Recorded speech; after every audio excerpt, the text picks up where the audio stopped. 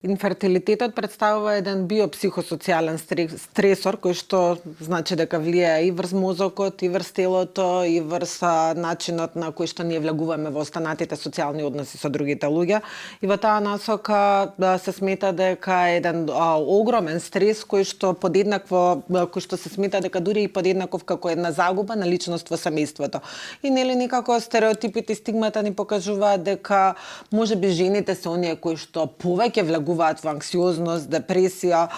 хроничен стрес, меѓутоа во светски рамки истражувањата велат дека и од 15 до 25% од мажите го доживуваат истиот тип на стрес, истиот тип на негативни емоции. И тука е многу важно да се спомене дека ова се лица кои што и така можат да почувствуваат после одреден временски период емоционална нестабилност, нарушени интимни односи помеѓу брачните партнери и од друга страна различни реакции и различни начини на соочување со стресот. И многу е важно да знаеме дека во овој момент и така е добро да овие лица побараат стручна помош, бидејќи овие емоции со кои што се соочуваат и хроничниот стрес во кој што влегуваат се еден лавиринт од кој што многу тешко можат да излезат сами.